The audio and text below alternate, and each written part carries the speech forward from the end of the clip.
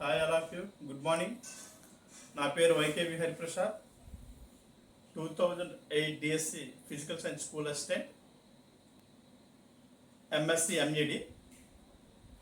నేను 2 సంవత్సరాలు బీఈడి కాలేజీలో కూడా చేసిన అనుభవం ఉంది. ఫిజిక్స్, మెథడాలజీ, సైకాలజీ డీల్ చేసేవాడిని. అదేవిధంగా గత టెట్లో కూడా సైకాలజీకి సంబంధించి కొన్ని గవర్నమెంట్ ప్రాజెక్టులు కూడా చెప్పడం జరిగింది. నా గత విద్యార్థులు చాలామంది ఉన్నారు. వాళ్ళు ప్రజెంట్ ఎఫ్జిటీలో కూడా పనిచేస్తున్నారు. కొంతమంది విద్యార్థుల కోరిక మేరకు, సార్ టెట్ దగ్గర పడిపోతుంది కానీ అభ్యసన సిద్ధాంతాలు అనేవి మాకు మింగుడు పడడం లేదు, దానిలో అప్లికేషన్ ఏ రకంగా చేయాలి అని చెప్పేసి ఇబ్బంది పడుతున్నాము, ఒక క్లాస్ తీసుకోండి సార్. అయితే ఇప్పటి పోటీ ప్రపంచంలో మనం ముందుకు వెళ్ళాలంటే ఖచ్చితంగా మనకి అన్ని రకాల క్వశ్చన్ల మీద అవగాహన అనేది ఉండాలి.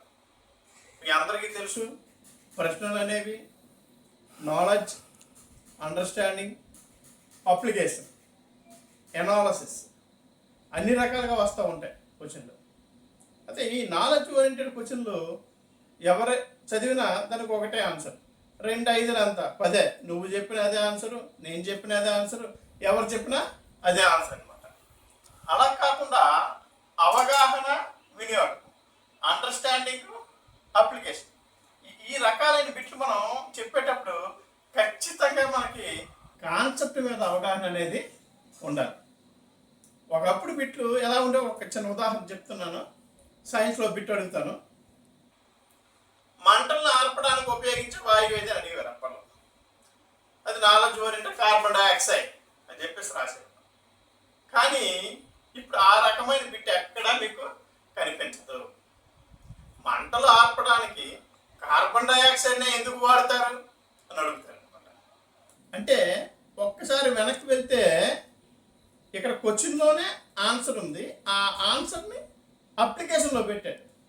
ముందు దానిలో చూడండి, మంటల్ని ఆర్పడానికి వాడే వాయువు ఏదని అడిగాడు, మీరు కార్బన్ డైఆక్సైడ్ చెప్పేశారు. కానీ ఇక్కడ ఎందుకు అని చెప్పేసి అడిగాడు. ఎందుకు అనేది మీరు ఆన్సర్ చేయాలంటే ఖచ్చితంగా దీని మీద మీకు అవగాహన ఉండాలి. దేని మీద అవగాహన ఉండాలి? గ్యాసెస్ మీద అవగాహన ఉండాలి. గ్యాసెస్ మీద అవగాహన ఉంటే సరిపోతుందా? ఎట్టి పరిస్థితుల్లో సరిపోదు. హైడ్రోజన్ మీద అవగాహన ఉండాలి, ఆక్సిజన్ మీద అవగాహన ఉండాలి, కార్బన్ డైఆక్సైడ్ మీద అవగాహన ఉండాలి, వాటి సాంద్రతల మీద అవగాహన ఉండాలి.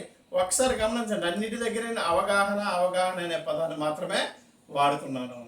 కార్బన్ డైఆక్సైడ్ ఎందుకు వాడతారు? హైడ్రోజన్ వాడచ్చు కదా అని డౌట్ రావచ్చు. ఎందుకంటే కార్బన్ డైఆక్సైడ్ యొక్క వాయువు యొక్క సాంద్రత అన్ని వాయువుల కన్నా ఎక్కువగా ఉంటుంది. అంటే ఇక్కడ నీకు అవగాహన ఉండాలి. ముందు సాంద్రత అంటే ఏంటో మరలా అవగాహన ఉండాలి అనమాట.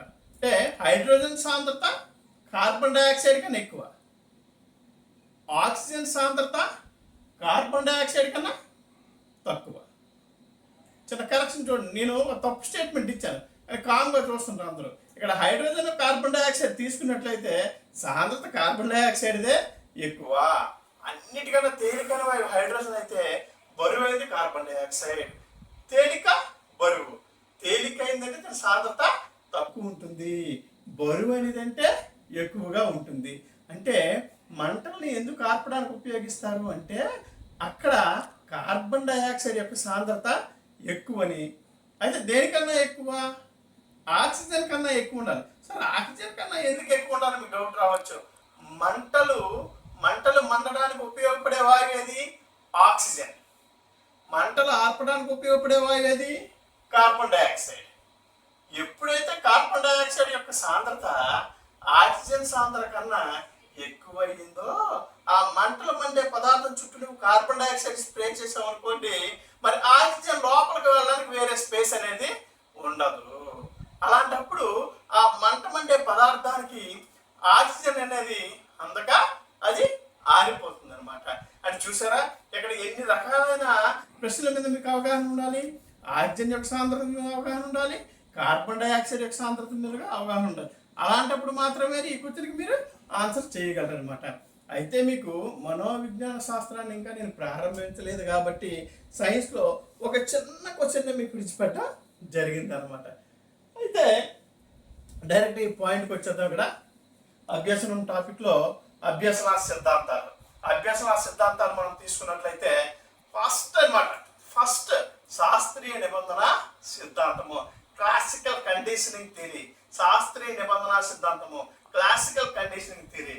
మనం గమనించినట్లయితే ఎప్పుడైనా సరే ఒక సైకాలజీలోనే కాదండి, ఎక్కడైనా సరే దేని గురించి అయితే అవగాహన చేసుకుంటావో, దేని గురించి అయితే చెప్తున్నావో దాని రూట్ నుంచి రావాలి ఎప్పుడు కూడా. ఏంటి సార్ ఈ శాస్త్రీయ నిబంధన సిద్ధాంతం, ఏంటి క్లాసికల్ కండిషనింగ్ థియరీ, దీన్ని ఎవరు కనిపెట్టారు, ఆ శాస్త్రవేత్త ఎవరు, ఆయన ఏ దేశానికి చెందినవాడు, ఈ విషయాలన్నింటి మీద కూడా ముందు మనకి అవగాహన అనేది ఉండాలన్నమాట. మొట్టమొదటి సిద్ధాంతం శాస్త్రీయ నిబంధన సిద్ధాంతం, క్లాసికల్ కండిషనింగ్ థియరీ.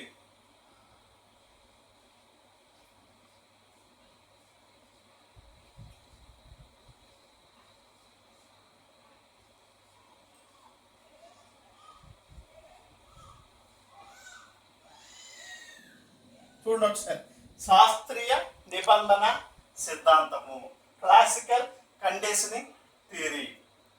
అయితే నాకైతే ఒక అలవాటు ఉంటుంది ఎప్పుడు కూడా, ఏదైనా ఒక థియరీలో కావచ్చు, ఏదైనా ఒక సబ్జెక్ట్లో కావచ్చు, ఏదైనా ఒక కాన్సెప్ట్లో కావచ్చు, ఎంటర్ అయ్యే ముందు ఎప్పుడు కూడా మనం పట్టుకోవాల్సింది కీవర్డ్స్ అనమాట.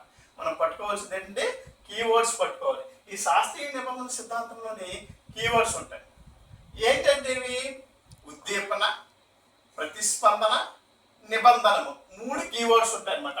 ఫస్ట్ ఏంటంటే ఉద్దీపన, సెకండ్ వన్ ప్రతిస్పందన, థర్డ్ వన్ నిబంధన.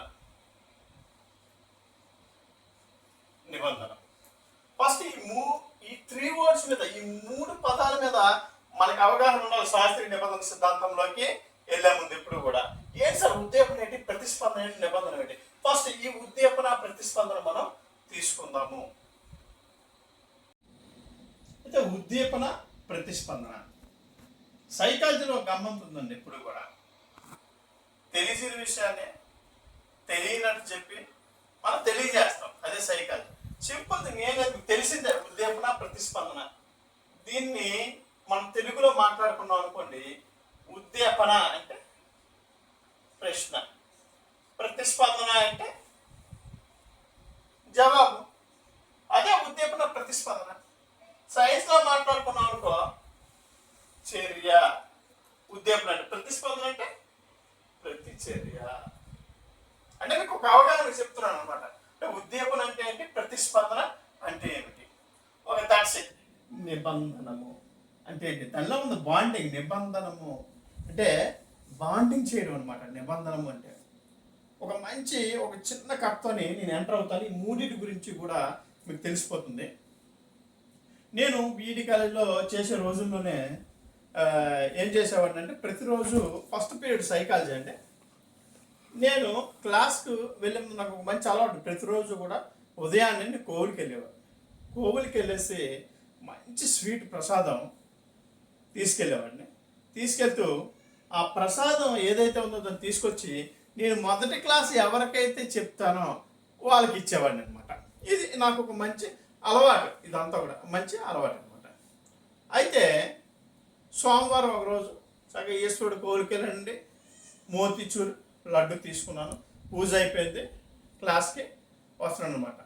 ఫస్ట్ బెల్ అనమాట, ఠాంగ్ అని బెల్ల మోగింది అనమాట. వెంటనే క్లాస్లో చకా చకా చకా వచ్చాను. వచ్చేసి వెంటనే స్వీట్స్ పట్టుకున్నాను. 100 మంది విద్యార్థులు ఉన్నారనమాట. టక్ టక్ టక్ టక్ పనిచేసాను అనమాట. చక్కగా మోతిచూర్ లడ్డు తీసుకొని చక్కగా ఎంజాయ్ చేసుకుని తిన్నాను అనమాట. క్లాస్ యాజ్ యూజువల్గా అయిపోయింది. మంగళవారం ఆంజనేయ స్వామి టెంపుల్కి వెళ్ళాను అనమాట. ఆంజనేయ స్వామి టెంపుల్కి వెళ్ళేసి ఇంకొక స్వీట్ అనమాట, ఒక మంచి స్వీట్ అనమాట, ఒక కోవా స్వీట్ తీసుకున్నాను. కోవా స్వీట్ తీసుకొని ప్రసాదం పెట్టి ఆ స్వీట్ అంతా తీసుకొచ్చాను. మరలా బెల్ల కొట్టారు. ఫస్ట్ బెల్ల కొట్టగానే నేను క్లాస్లోకి ఎంటర్ అయ్యాను. చకా చక్కమని ఎంటర్ అయిన తర్వాత ఆ స్వీట్స్ అన్నీ కూడా లీడర్ వచ్చాడు. చక్కగా 100 మందికి పంచేయడం జరిగింది. చక్కగా తినేసాను. బుధవారం అనమాట, అయ్యప్ప స్వామి కోరిక వెళ్ళాను. అక్కడ కూడా ఒక మంచి స్వీట్ పెట్టాను. అదే స్వీట్ తీసుకొచ్చాను అనమాట. అప్పుడు ఇంకా క్లాసు ఇంకా స్టార్ట్ అవ్వలేదు, అప్పుడే మరమరికి స్టార్ట్ అయింది క్లాసు. ఈరోజు ఏడ్ చేస్తారు సైకాలజీ మాస్టర్, ఈరోజు ఏడ్ చేస్తారు సైకాలజీ మాస్టర్ అని చెప్పేసి వాళ్ళ డిస్కషన్ జరుగుతూ ఉందన్నమాట. బెల్ల కొట్టారు, నేను లోపలికి వెళ్ళాను, ఇది మంచి స్వీట్ ఇవ్వడం జరిగింది. లీడర్ తీసుకొని 100 మందికి పంచాడు, చక్కగా తినడం జరిగింది. అంటే ప్రతిరోజు నేనేం చేశాను, సోమవారం బెల్ల కొట్టారు మోతీచూరు, మంగళవారం బెల్ల కొట్టారు కోవా, బుధవారం బెల్ల కొట్టారు హల్వా, లక్షవారం బెల్ల కొట్టారు కోవా. ఆ రకంగా బెల్ల కొట్టిన వెంటనే నేను కోవా ఒకరోజు, హల్వా ఒకరోజు, మోతీచూరు ఒకరోజు ఇస్తున్నాను అనమాట. ఇలాగా లక్ష అయింది, శుక్ర అయింది, శనివారం అయింది. శనివారం ఇలా బెల్లం కొట్టారు, కొట్టగానే ఇంకా నేను క్లాస్కి వెళ్ళలేదు, అప్పుడే అందరికి కూడా నోరు ఊరిపోవడం జరుగుతూ ఉంటుంది అనమాట. ఇక నేను స్వీట్ ఇవ్వలేదు, నేను ఇంకా సోమవారం, మంగళవారం, బుధవారం, లక్షవారం, శుక్రవారం ఈ 6 రోజులు కూడా బెల్ల కొట్టినంటే స్వీటు, బెల్ల కొట్టినంటే స్వీటు, బెల్ల కొట్టినంటే స్వీటు, బెల్ల కొట్టినంటే స్వీటు. కానీ 6వ రోజు బెల్ల కొట్టారు, నేను స్వీట్ ఇవ్వలేదు, కానీ నోరు ఊరింది. ఎవరికైనా స్వీట్ చూస్తే నోరు ఊరడం సర్వసాధారణం, కానీ ఆ బెల్లకే నోరు ఊరింది చూడండి, దాన్ని నిబంధన అని చెప్పేసి మనం అంటాం అనమాట. అంటే నేను ఏం చేశానమ్మా, బెల్లకి స్వీట్కి ముడి పెట్టేశాను, బెల్లకు స్వీట్కి ముడి పెట్టాను. ఫస్ట్ బెల్ల కొట్టగానే నేను స్వీట్ ఇవ్వడం జరిగింది, ఫస్ట్ బెల్ల కొట్టగానే స్వీట్ ఇవ్వడం జరిగింది, బెల్ల కొట్టగానే స్వీట్ ఇవ్వడం జరిగింది, బెల్ల కొట్టగానే స్వీట్ ఇవ్వకపోయినప్పటికీ నోరు రోడడం జరిగింది. దాన్నే నిబంధన అని చెప్పేసి అంటాము. ఎవరికైనా బెల్ల కొడితే నోరు ఊరుతుందా? నేను వెళ్తున్న క్లాస్ వరకు మాత్రమే 6వ రోజు బెల్ల కొట్టగానే నోరు ఊరింది, మిగతా క్లాస్కి ఎవ్వరికి కూడా నోరు ఊరదు. నేను వెళ్తున్న క్లాస్కి మాత్రమే నోరు ఊరుతుంది. అంటే ఒక అసహజ ఉద్దీపనకి స్వభావ సిద్ధము కాని ప్రతిస్పందన రాబడితే దాన్నే నిబంధన అంటారు. ఏమన్నాను? అసహజ ఉద్దీపనకి అన్నాను. అక్కడ అసహజ ఉద్దీపనకి అని చెప్పేసి అన్నాను. ఈ డెఫినేషన్ గుర్తుంచుకోండి. మరలా ఇక్కడికి వస్తున్నాను. నేను ఏదైతే స్వీట్ తెస్తున్నానో అది ఉద్దీపన, వాళ్ళు నోరు ఊరడం ప్రతిస్పందన. కామన్, ఎవరికైనా స్వీట్ చూస్తే నోరు ఊరుతుంది. కానీ చూడండి, 5 రోజుల తర్వాత 6వ రోజు బెల్ల కొట్టగానే నోరు ఊరిపోయింది. అంటే స్వీట్ అనేది ఉద్దీపన. యాక్చువల్గా ఇక్కడ నోరు ఊరడం అనేది ప్రతిస్పందన, నోరు ఊరడం అనేది ప్రతిస్పందన. కానీ ఇక్కడ ఏం జరిగింది? స్వీట్ ఇవ్వలే నేను 6వ రోజు, బెల్లం కొట్టగానే నోరు ఊరిపోవడం జరిగింది. అంటే ఈ ఉద్దీపన అంటే సహజ ఉద్దీపనకి నోరు ఊరలే, వేరొక అసహజ ఉద్దీపన జోడించాను. అంటే బెల్ల కొట్టి స్వీటు, బెల్ల కొట్టి స్వీటు, బెల్ల కొట్టి స్వీటు, బెల్ల కొట్టి స్వీట్. చివరిగా బెల్ల కొట్టగానే స్వీట్ ఇవ్వకపోయినా నోరు ఊరింది, లాలాజలం వచ్చింది. దాన్నే నిబంధన అంటాము. ఒక సహజ ఉద్దీపనకి సహజ ప్రతిస్పందన సర్వసాధారణము, వేరొక అసహజ ఉద్దీపన జోడించినప్పటికీ అలాంటి ప్రతిస్పందన రాబడ్డాన్నే నిబంధనము అని చెప్పేసి మనం అంటాం అనమాట. ఒకసారి మీకు అర్థమయ్యే ఉంటుందమ్మా, చూడండి ఒకసారి. సహజ ఉద్దీపన స్వీట్ చూడగానే నోరు ఊరడం ప్రతిస్పందన ఎవరికైనా జరుగుతుంది, సర్వసాధారణం. వేరొక అసహజ ఉద్దీపన జోడించినప్పటికీ, అంటే బెల్ల కొట్టిననే నోరు ఊరింది, బెల్ల కొట్టిననే నోరు ఊరింది, దాన్నే నిబంధన అని చెప్పేసి మనం అంటాం అనమాట. అందుకే ఎప్పుడు కూడా నిబంధన డెఫినేషన్ ఏంటంటే సహజ ఉద్దీపనకి సహజ ప్రతిస్పందన సర్వసాధారణం, వేరొక అసహజ ఉద్దీపన జోడించినప్పటికీ అలాంటి ప్రతిస్పందన రాబడితే దాన్నే నిబంధన అని చెప్పేసి అంటారనమాట. అంటే మీకు ఇప్పుడు ఉద్దీపన అంటే ఏంటో అర్థమై ఉంటుంది, ప్రతిస్పందన అంటే అర్థమై ఉంటుంది, నిబంధన అంటే ఏంటో అర్థమై ఉంటుంది. ఇది ఒక చిన్న శాంపిల్ మాత్రమే. దీనిలో చాలా టెర్మినాలజీ ఉంటుంది, ఒక థియరీ ఉంటుంది. దాన్ని అంతటినీ జోడించి దాన్ని అన్వయిస్తాను, అప్పుడు పూర్తిగా మీకు అర్థమవుద్ది. గావర పడకండి. ప్రస్తుతానికి ఉద్దీపన అంటే ఏంటి, ప్రతిస్పందన అంటే ఏంటి, నిబంధనము అంటే ఏమిటో ఒక చిన్న అవగాహన అయితే మీకు తీసుకురావడం జరిగింది. ఇప్పుడు చూడండి, ఒక టెర్మినాలజీ వేస్తాను, చాలా జాగ్రత్తగా వినండి, కన్ఫ్యూజ్ కాకండి. మీరు ఆ టెర్మినాలజీ ఎంత బాగా వస్తే ఈ శాస్త్రీయ నిబంధన సిద్ధాంతం అనేది మీకు అంత బాగా వస్తుంది. మీరు దీని మీద ఎలాంటి అప్లికేషన్ పెట్టించినా సరే చాలా అవగాహనగా చేయగలుగుతారండి. జాగ్రత్తగా చూడండి ఒక్కసారి.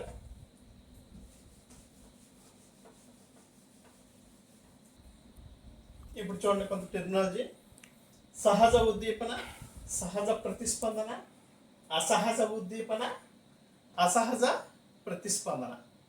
ఇక్కడ సహజ ఉద్దీపన, సహజ ప్రతిస్పందన, అసహజ ఉద్దీపన, అసహజ ప్రతిస్పందన.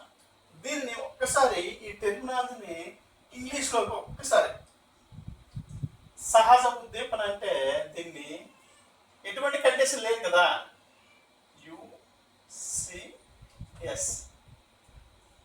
యుసిఎస్ అన్కండిషనల్ స్టిమ్యులస్.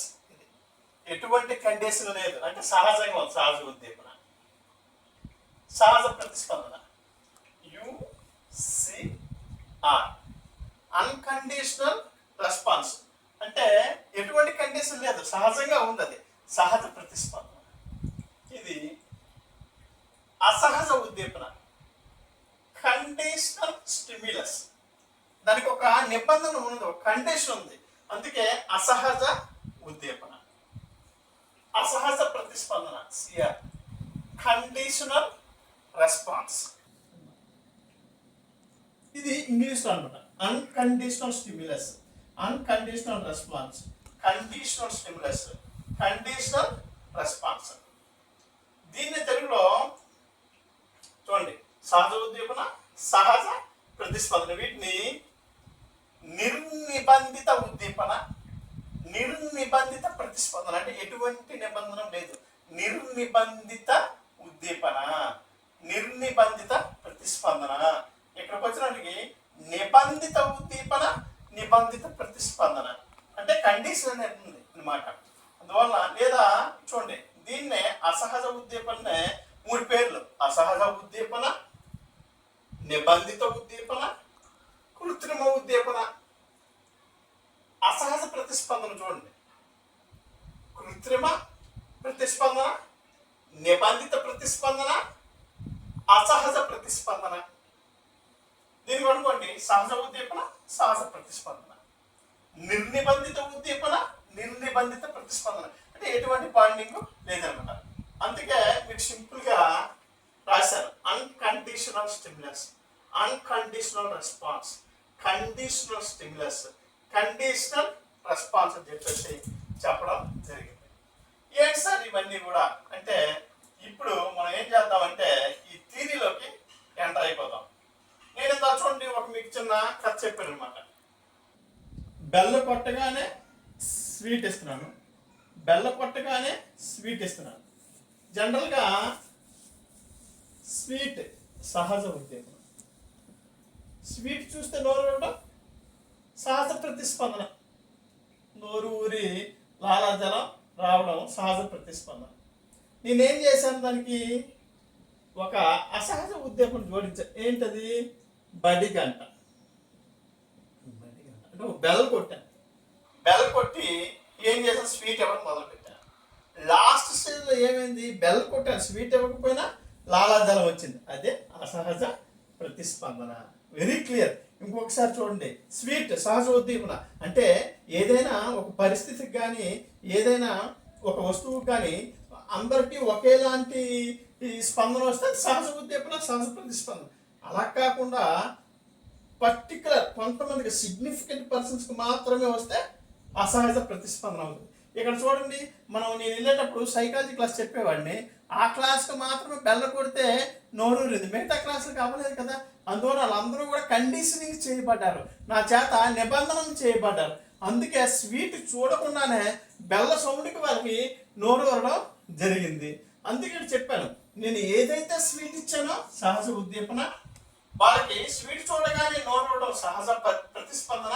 అంటే సహజ ఉద్దీపన అంటే ఎటువంటి అక్కడ కండిషనింగ్ జరగాలి. అందుకే అన్కండిషనల్ స్టిమ్యులస్, సహజ ప్రతిస్పందన, అన్కండిషనల్ రెస్పాన్స్. అలా కాకుండా చూడండి, బెల్ సౌండ్ అసహజ ఉద్దీపన. బడిగంటకి ఏమైంది, వాళ్ళకి నోరు ఊరింది. అన్నట్టు బడిగంటకి ఎవరికి నోరు ఊరితే వాళ్ళకి మాత్రం నోరింది. కాబట్టి అసహజ ప్రతిస్పందన అంటే ఇక్కడ ఏం జరిగింది, ఈ గంటకి వీళ్ళ స్వీట్కి ముడి పెట్టాను, నిబంధన చేశాను. అందుకే అసహజ ఉద్దీపన.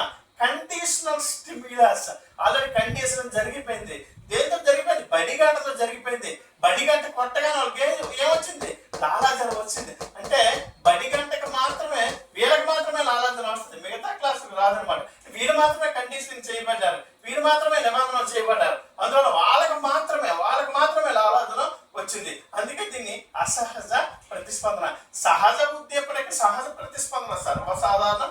వేరొక అసహజ ఉద్దీపన జోడించినప్పటికీ అలాంటి ప్రతిస్పందన రాబడితే దాన్నే నిబంధన అని చెప్పేసి అంటారని చెప్పేసి మన శాస్త్రీయ నిబంధన సిద్ధాంతంలోని మన ఇవాన్ పావ్లోవ్ గారు చక్కగా ఒక కుక్కను తీసుకొని అద్భుతంగా ప్రయోగం చేసేసి మనకు నిరూపించడం జరిగింది. ఆ ప్రయోగం ఏంటో ఇప్పుడు చూద్దాం.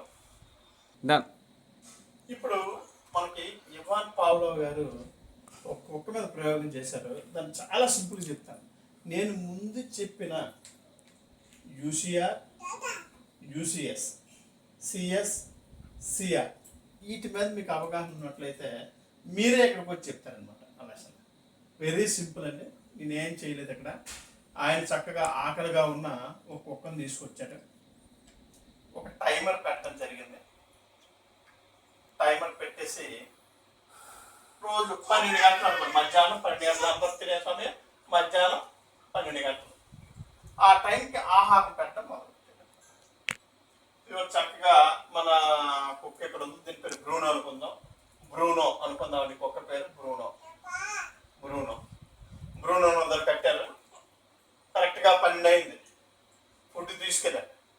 ఆకలిగా ఉన్న కుక్కకి ఫుడ్ చేస్తే మీరు గమనించండి, కుక్కనే ఎందుకు తీసుకున్నారంటే మిగతా జీవులతో పోలిస్తే కుక్కలోని లాలాజలం స్రవించే శాతం ఎక్కువ అనమాట. అంటే మన ప్రయోగం అనేది విశ్వసనీయత ప్రయోగం, అందుకని కుక్కను తీసుకోవడం జరిగింది. ఆ ఆహారాన్ని చూడగానే లాలాజలం స్రవించింది అనమాట. దాని కుక్కకి నోట్లో పక్కన ఒక బడ్డు పెట్టి ఆ బడ్డు యొక్క ఒక్క నోట్లోని ఒక్క గిన్నెలో పెట్టడం జరిగింది. లాలాజలం ఎంత స్రవించిందో దాన్ని కొలవడం మొదలుపెట్టాడు. ఫస్ట్ స్టెప్, ఆకలిగా ఉన్న కుక్కకి ఫుడ్ చూపించాడు, ఆహారం చూపించాడు.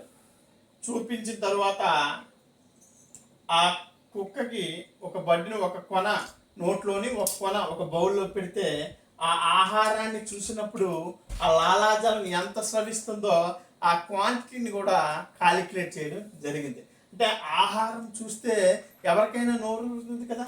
అంటే ఆహారం అనేది సహజ ఉద్దీపన, లాలాజలం స్రవించడం అనేది సహజ ప్రతిస్పందన.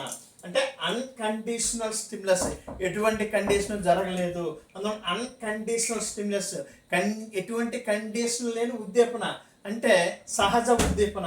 అంటే ఫుడ్ చూడగానే లాలాజలం స్రవించింది, సహజ ప్రతిస్పందన ఎవరికైనా సరే.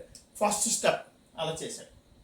రెండో స్టెప్లో ఏం చేశాడంటే దానికి ఆహారం పెట్టే ముందు ఒక బెల్ కొట్టడం మొదలుపెట్టాడు. ఒక గంట సౌండ్ అంటే ఒక బజర్ సౌండ్ కొట్టిన తర్వాత ఆహారంలో కూడా లాలాజలం. ఇలాగ ఒక వారం రోజులు చేశాడండి. బజర్ సౌండ్, ఫుడ్, లాలాజలం, బజర్ సౌండ్, ఫుడ్, లాలాజలం. ఇక్కడ మీరు చూస్తే బజర్ సౌండ్ అనేది కండిషనల్ స్టెప్. ఇది సహజ ఉద్దీపన కాదు కదా, అసహజ ఉద్దీపన. అందుకే అది నిబంధనలు చేయడానికి ఉపయోగించాం కాబట్టి కండిషనల్ స్టిమ్యులస్ అంటే అసహజ ఉద్దీపన. ఈ అసహజ ఉద్దీపన దేనికి జోడించాడు? ఆ అసహజ ఉద్దీపన అంటే ఈ బెల్ల కొట్టగానే ఆహారం ఇచ్చాడు. అంటే ఒక అసహజ ఉద్దీపనకి సహజ ఉద్దీపన జోడించాడు. ఎటువంటి అన్కండిషనల్ స్టిమ్యులస్ అనమాట. అంటే కండిషనింగ్ ఏం లేదు అక్కడ. ఫుడ్ అంటే సహజంగా ఎవరికైనా నూరుతుంది కదండి. అందుకే ఒక అసహజ ఉద్దీపనకి సహజ ఉద్దీపన జోడించి ఎంత లాలాజలం స్రవిస్తుందో చూపించారు. అంటే ఇక్కడ బెల్ల దగ్గర సిఎస్ ఎందుకు పెట్టాను? కండిషనల్ స్టిమ్యులస్ అనమాట. అంటే నిబంధిత. ఓకే, శాస్త్రీయ నిబంధన సిద్ధాంతం 3 స్టెప్స్. గన్ షాట్లో చెప్పేస్తే టైం వేస్ట్ అవుతుంది మనకి. మీకు వెరీ క్లియర్గా ఉండండి. యూసిఆర్, యూసిఎస్, సిఎస్, సిఆర్ 4 పదాలు. అన్కండిషనల్ స్టిమ్యులస్, అన్కండిషనల్ రెస్పాన్స్, నిర్నిబంధిత ఉద్దీపన, నిర్నిబంధిత ప్రతిస్పందన. కండిషనల్ స్టిమ్యులస్ నిబంధిత ఉద్దీపన, కండిషనల్ రెస్పాన్స్ నిబంధిత ప్రతిస్పందన. ఏం లేదు ఇక్కడ చూస్తే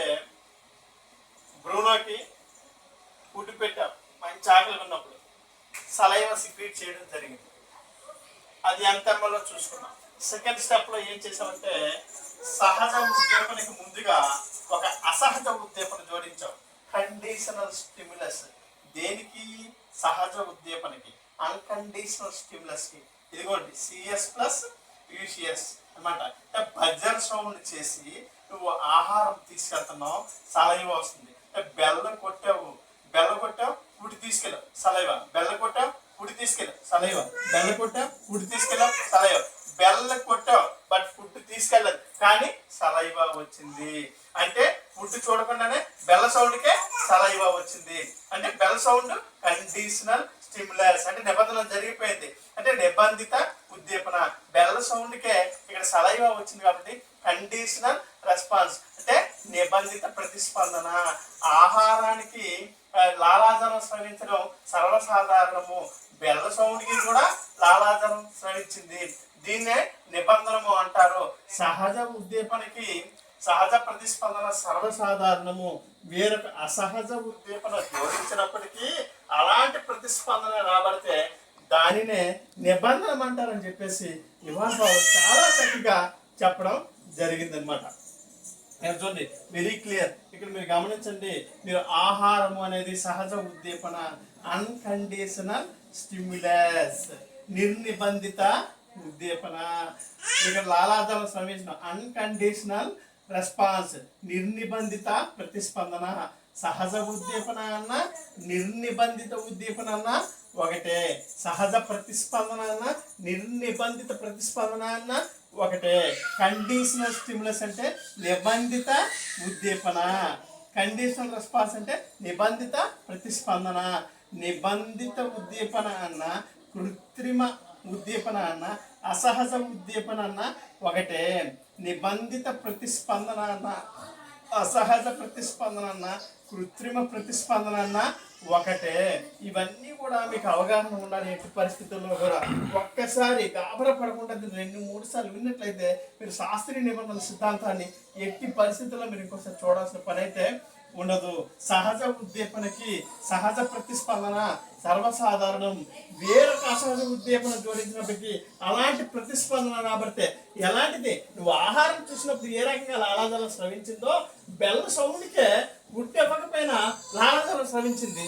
దాని ఇవాన్ పవర్ శాస్త్రీయ నిబంధన సిద్ధాంతం ఇక్కడతో క్లోజ్ అయింది. అంటే ఆయన ఏం చెప్పదలుచుకుంటే చెప్పేశారు. ఇక్కడికి సహజ ఉద్దీపనకి సహజ ప్రతిస్పందన సర్వసాధారణం. వేరొక అసహజ ఉద్దీపన జోడించినప్పటికీ అలాంటి ప్రతిస్పందన రాబడితే దాని నిబంధన అని చెప్పేసి అంటారని చెప్పేసి ఆయన.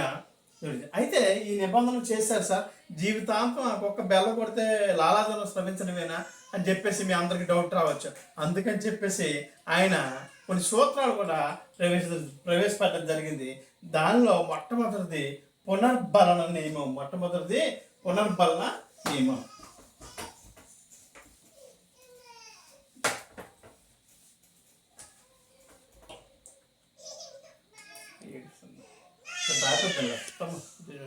మరి ఎప్పుడు చేద్దాం?